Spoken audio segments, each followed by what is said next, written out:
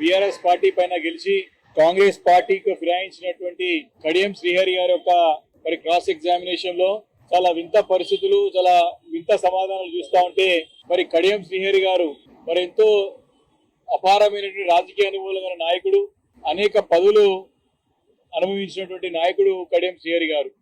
మరి వారి యొక్క మాటలకి బయట యొక్క తన చేతులకు పొంతనే లేకుండా, వారి మాటల్లో మరి స్పష్టత లేకుండా, అవగాహన లేకుండా అయోమయంలో మరి సమాధానం చెప్తా ఉన్నాడు. పార్టీ ఫిరాయించి బుకాయింపులు చేస్తా ఉన్నాడు, లోపల బయటనేమో తుడగొడతా ఉన్నాడు, లోపలనేమో పిల్లిలాగా మారిపోయినాడు. అడ్వకేట్ అడిగే సమాధానానికి మరి చాలా మటుకు నాకు గుర్తు లేదు, మరి వయసు పైన పడ్డది కాబట్టి మతిమరపేమో ఎక్కువైపోయిందేమో అని చెప్పి మరి అర్థమవుతా ఉన్నది.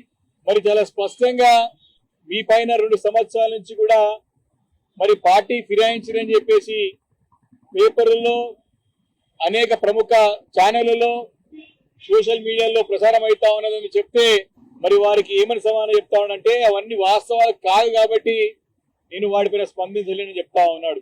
మరి మీ పైన పార్టీ ఫిరాయించులు కాబట్టి అనర్హత పిటిషన్ పడ్డది మీ పైన. దానిపైన మీ సమాధానం ఏంటంటే వారు బీఆర్ఎస్ పార్టీ వాళ్ళు నేను పార్టీ మారినా అని చెప్పి అపోహలో ఉన్నారు కాబట్టి కేసు వేసారని చెప్పి సమాధానం చెప్తా ఉన్నారు కడియం శ్రీహరి గారు. అంటే కడియం శ్రీహరి యొక్క నిజ స్వరూపం ఈరోజు బయటపడ్డది. బయటనేమో కేసీఆర్ గారిని తిట్టుకుంటూ, కేసీఆర్ పైన నిందలు మోపుతూ, మా పార్టీ పైన బీఆర్ఎస్ పైన బురద వెళుతూ, లోపలనేమో నేను బీఆర్ఎస్ పార్టీలోనే ఉన్నానని చెప్పేసి బుకాయిస్తాం చూస్తా ఉంటే ఇంత దిక్కుమాలిన దిగజారిన రాజకీయాలు ఈ భారతదేశ చరిత్రలో ఎవరు చేయరు, కేవలం కడియం శ్రీహరి గారు చేస్తున్నట్టు స్పష్టంగా కనపడతా ఉన్నది. ఇంత పచ్చి అబద్ధం.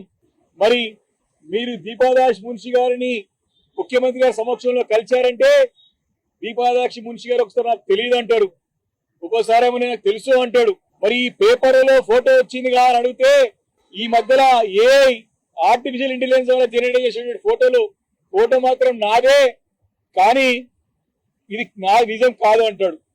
అయోమయ పరిస్థితిలో ఈరోజు కడియం శ్రీహరి గారి పరిస్థితి కనపడ్డది.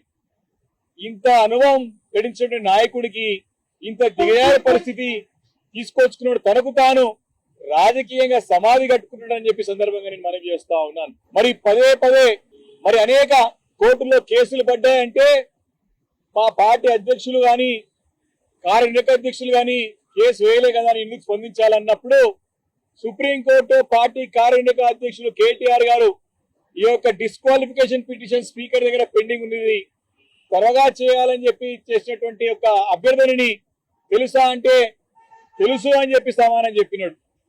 ఈ రకంగా బుకాయింపులతో మరి ఇప్పటివరకు ముందుకు కాలయాపన చేసాడు, లోపల మాత్రం ఈరోజు పిల్లిగా మారిపోయాడని చెప్పి సందర్భంగా నేను మనవి చేస్తా ఉన్నాను.